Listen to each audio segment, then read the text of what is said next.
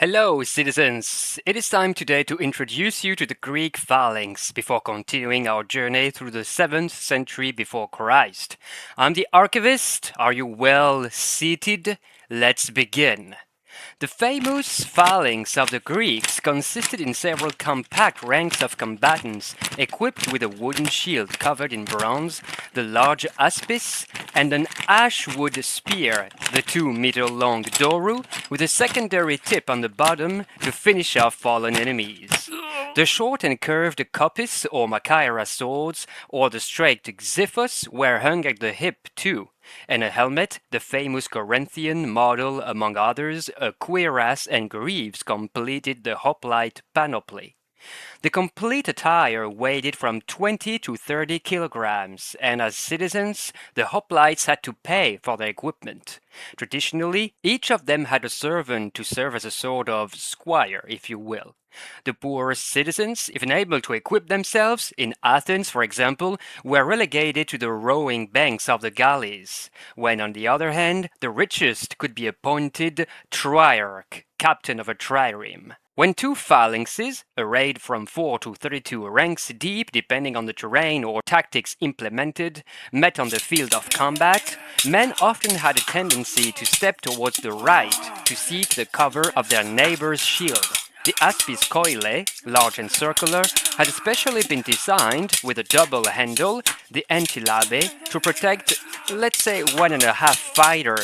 The battle, where the collective push, the othismus, was the essence of the fight, would become a sort of rotating battle, each phalanx actually trying to press the opponent weak left. The tactic then consisted in either positioning the best warriors on the strong right to break the enemy phalanx even faster, or on the contrary to reinforce the weaker left by adding more ranks on this side, or by organizing ditches or stakes over there to block the enemy. Phalanx against phalanx fights were not as deadly as you could think, and the dominated could quickly turn tail, fleeing and ditching their weapons to run faster, the victors having little chance of catching them, as cavalry was rare then in Greece. Note that older, seasoned hoplites were placed on the rear to try and prevent the front ranks from fleeing, in theory. The main drawbacks of the phalanx were a lack of maneuverability, making it vulnerable on the flanks and rear, the positioning of the commander at the front, classically on the far right, reducing his global awareness of the situation and putting him at risk, and the need of a wide and flat terrain. On top of this, some Greek armies, notably the Lacedaemonians of Sparta, were almost exclusively composed of hoplites, and they depended on allied detachments to cover their flanks unless some kind of servants or squires could do it and harass the enemy themselves. See on this Chigi vase from around 640 BC, the classical hoplites of the early times of the phalanx, with a diolos player, a musician, to give the rhythm for the advance, which was also done by chanting the paean, which roughly sounded like hey hey hey hey. But in later centuries, the hoplite evolved, the equipment becoming lighter, and in the 4th century BC, the Macedonian phalanx will be more mobile, with a spear, the pike sarissa, lengthened to reach over 20 feet, several rows of deadly pointy tips protruding from the front towards the enemy force. Note at last that the Romans also adopted a kind of phalanx early on for their legio, 2,400 warriors with 4 front ranks armed with lanceas, then 4 of javeliners, plus 1 of archers most of the time, with some light infantry and cavalry, maybe some scythe chariots too, to cover their flanks. That was a lot of info, but don't hesitate to post your questions in the comments if you have any. We dive back into our bold, complete chronology of war in 669 BC, when the Battle of Hysae pits the Lacedaemonians of Sparta, eager to expand, against the Argives of Argos in northeastern Peloponnese. The Spartans march on Argos, but king or tyrant Phaedon, the unifier of the Argolid region, comes to meet them at Hysaea, southwest of Argos. His soldiers, after his elite guard armed with large aspis or argive shields, adopt a very tight formation, the phalanx. The Spartans, with smaller shields, are at a disadvantage and probably lose the battle. But Sparta, or Lacedaemonia, which is still in the middle of the Second Messenian War, revolt of its Helots slaves, is on track to become a major Greek power, which will truly take form in the next century. King Phaedon of Argos, for himself, had made Argos the dominant power, a position earlier held by Chalkis in Euboea. We know that he helped the inhabitants of Pisa in western Peloponnese against those of Elis a little before his eye. He will possibly later die in a power struggle in Corinth. After him, Argos will lose influence to Corinth and Sicyone in this sector, which under tyrant Orthagoras scores a victory over Pellena west of Sicyone. And the following year, 668, is when, under the dating we chose, amongst others proposed by historians, the Lacedaemonians tame the Helot revolt of the Second Messenian War. Maybe, in addition to the defeat of Hysiae, the use of the phalanx formation by some Messenians to great success, pushing the Lacedaemonians back in Laconia at some point, would have convinced the Spartans to adopt this battle formation themselves. Over the course of the 15-year-long war, Aera, north of Mount Ithome, has been taken by Sparta after 11 years of siege, and the Lacedaemonians, maybe early on, won a battle at the Great Fosse. The betrayal of Aristocrates II of Arcadia of eastern Peloponnese, ally of Aristomenes, the leader of the Messenians, would have been decisive at Aera or at the Great Fosse, perhaps. In this war that was in truth predominantly an affair of skirmishes and raids once the Messenians were on the back foot, Samos, this very island, could have been an ally to the Spartans. Defeated, the Messenians are back into slavery as Helots, or, for some living on the coastline, luckier Perikoi, non-slaves but non-citizens either. A small war from some Messenians will live on with support from Tegea for a little bit still. Tegea being in central Peloponnese. 667. Black Pharaoh Taharqa has reformed his army and attacks in Egypt the Assyrian occupiers. He retakes Memphis, but loses it again during the counter-offensive, fleeing down to Thebes. Ashurbanipal, emperor of Assyria, holds almost all of Egypt, and ultimately Taharqa has to withdraw to Nubia at Napata, very southward. Departing after this complete victory, Ashurbanipal leaves Necho, first Libyan pharaoh of the 26th dynasty, to rule in his stead from Sais. Here was a relief of Nineveh showing the taking of Thebes by the Assyrians, with ladders used, shield bearers to protect the archers, cruelties as usual done to the victors, prisoners taken, and here I don't know what it is, a flaming baton or something, and well, courageous Assyrians attacking the walls with knives, little spikes. At least here for sure is a flaming baton, maybe to suffocate the defenders with the smoke produced. While this time in China, the coalition of the key rich state of the West, oh too many, I need my map, Lu, Song, Zheng, and Chen, all from the Central Plain, led by the Duke Huan of Qi, attacks the Shu, large state of the South, that tries to expand northward.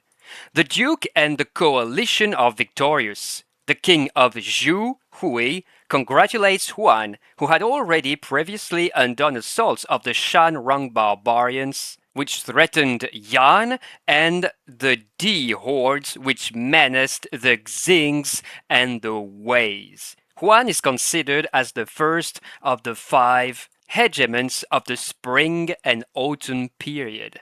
In 664, the last of the Black Pharaohs, the Nubian Tanutamun, leaves Napata southward in the north of Kush and takes his turn at trying to reconquer Egypt.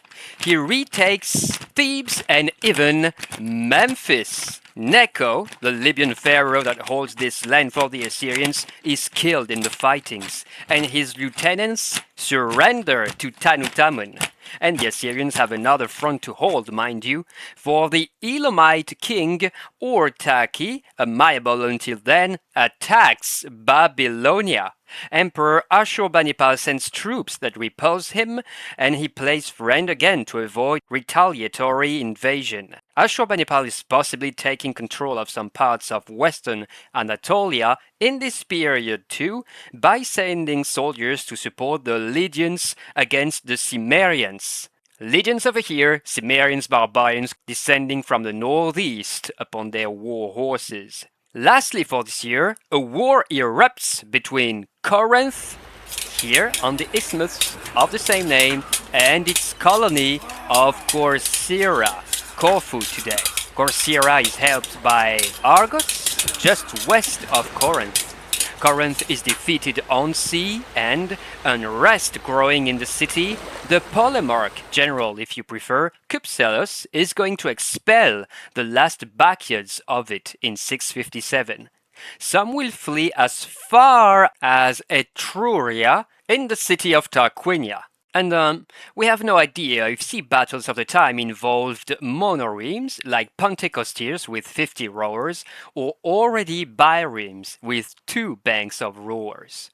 And now, in 663 BC, Ashurbanipal of Assyria remedies to the trouble in Egypt. He, accompanied by the son of late Necho, Psamtik, takes Memphis and then Thebes back, the latter destroyed. Black Pharaoh Tanutamun is tamed and retreats southward before simply returning to Napata in Nubia. The Assyrians seem to be ever victorious, but do you think it stayed that way eternally? While this time in Elam, in nowadays southwestern Iran, Ortaki is expelled from the throne by some rivals finding him too weak. Tepthumban in Shushinak, also called Teuman, that's easier, takes his place, and Ortaki flees to Assyria. Hostilities will flare the following year, as Ashurbanipal will refuse to deliver Ortaki to Teuman, this one deciding to fuel an anti-Assyrian rebellion. And so, in Egypt in 660 BC, the Libyan Psamtik is on the throne for the Assyrians now. But he starts ousting them from the country. He unifies Lower Egypt from his capital, Sais, right here. Under this 26th dynasty, Greeks will come to settle in Egypt, and some Ionians, notably, but also Carians, will be employed as mercenaries in the army before getting access to positions of command. In 659, Lacedaemonia takes control for a time of Phigalia in the southwest of Arcadia. That's all. Moving on already. In 657 BC, in China, Duke Wan of the state of Qi in the west of the country must sign a peace with the Shu of the south of the country, who have not given up after their defeat of 10 years earlier. Huan, in the end, lacks the strength to help the Sui, the Zheng, and the Kai of the central plain, the latter even siding with the Shu to avoid the worst. This turn of events is surprising, as the Qi had again gained in power thanks to Duke Han and its prime minister Guanzong through reforms that increased its economic and military capacities, the army then being able to permanently maintain 30,000 soldiers in the ranks. Huan had also saved the Zhou king Hui from a revolt of his brother Xiang, backed by the state of Wei of the Central Plain too. Here was a Shi, a peculiar type of Chinese spike. In 656, Psamtik on streak takes Memphis right here back from the Assyrians with the help of Greek mercenaries and Lydians of King Gyges. Whoops, that's pronounced Gyges. Sorry. 2 years later, it is Thebes, right here, that the Libyan pharaoh conquers, while in the south, the Nubians of Tanutamun do some incursions in Upper Egypt. But the last black pharaoh will die in 653, really putting an end to an epoch of Egypt's history. And now, we have a major battle in 653. If Assyrians have lost ground in some parts of the empire, they are not beaten everywhere, that is for sure. At Til-Tuba, west of Susa, in Elam, is fought the battle also said of the Ulai or Karkeh River. The Assyrians of Ashurbanipal combat the Elamites that support his brother newly revolted in Babylonia, Shamash-shumukin. And Ashurbanipal's soldiers prevail. Teuman of Elam is killed with his son in the fightings, and Arab and Aramean, also allies of Shamash-shumukin, are crushed. The Kedarite Arab, King Amuladi of northern Arabia, is said to have been repulsed somewhere around these years too, by the Moabites of King Kamashaltu. And on this impressive relief of the Battle of Til-Tuba, we can see all the different components of Ashurbanipal's army in action. Infantry, cavalry, even war chariots. And sorry for him, but here is Teuman suffering a terrible death. His men, beaten while this time, are trying to flee through the Ulay River. Note that Shamash-shumukin is still on the run. And this is not the only major event happening this year. The ferocious Cimmerian nomad riders of King Dugdamis descend upon Anatolia from the northeast, allied with Thracians, come from as far as nowadays Bulgaria. They did all this. The Carians are assisting them too, and all of them together ruthlessly sack Sardis, the capital of Lydia over here, after defeating and killing its king Gyges. His strong cavalry could not save him, as all these people also excel at horse riding. And at last, for this year, we see King Phraates the first of the Medes suffer defeat to the Scythians, also come from the north, and also expert cavalrymen. Phraates the first has been working at detaching his people from the strong Assyrian influence for about 10 years, but after this Scythian victory, he'll change his mind and work to consolidate his links with his neighbors of the west, partly against Elam. He'll know successes against another neighbor, the Persian Teispes the First, Achaemenid king to his south, that he had already dominated earlier in his reign. Alright, time to move on. 652 BC. May of this year is proposed for the moment when Shamash-shumukin, king of Babylon, rebelled against his brother, the Assyrian Ashurbanipal, great emperor, allies with Nabubel-shumate, king of the Sea Land, right here, Tamaritu, future Tamaritu II of Elam, as well as Gutians from the eastern mountains. And also Amorites come from the west, and also the Meluha of Indian borderlands, and Arabs and Chaldeans. No more, he's got enough, I think. Well, does he? No, mind you. Ashurbanipal defeats this formidable alliance, at least one battle being fought near Hiritum on the Euphrates. Things are looking bad for Shamash-shumukin. Just before moving on to the following year, here is where we think Meluha was located. In 651, with the surprising help of the Assyrians, Tamaritu II of Elam gets rid of his co-king Humban-Nikash II. But ancient Elam is in truth now fragmented, with Medes and Persians gaining ground on it. And in 650, that's it. Ashurbanipal starts a siege of Babylon, right here, trapping his brother Shamash-shumukin. The affair lasts until 648, when the capital of Babylonia falls to its besiegers in June or July. Despite the support of Arabs, Elamites, beaten this year too, Arameans. Shamash Shmokin is doomed and he ends his life in his palace, maybe the 12th of July. See this beautiful relief of a battle dated probably a little bit before here actually. Note that the apparent inconsistencies in the narration, with Assyrians fighting, helping, and again fighting the Elamites, the apparent victories over impossible odds of Ashurbanipal, are probably the result of a combination of exaggerations of Assyrian accounts of the events and holes in the clues we possess today. Let's just add here, why not? We have no sure date for it, that Ashurbanipal of Assyria tames King Aminadab of Ammon somewhere around here. Okay, 2 more years and we're done for today, but still major events ahead. In 647, Tamaritu of Elam comes to seek refuge in Assyria, as he is overthrown by his army master Indabigash, who is in turn overthrown by one Humban Haltash III. And now, in 646, Ashurbanipal intervenes himself in Elam, destroying Susa, the capital of that ancient land. Why is he so violent?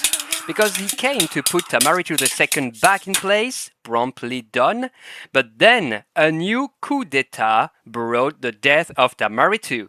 Ashurbanipal lost it then, thinking that this farce had gone on long enough. The lands of Bitimbi, Rashi and Hamanu, the cities of Hidalu and Madaktu, like Susa, all are devastated, and still wannabe King Humban Haltash is smitten somewhere in the process.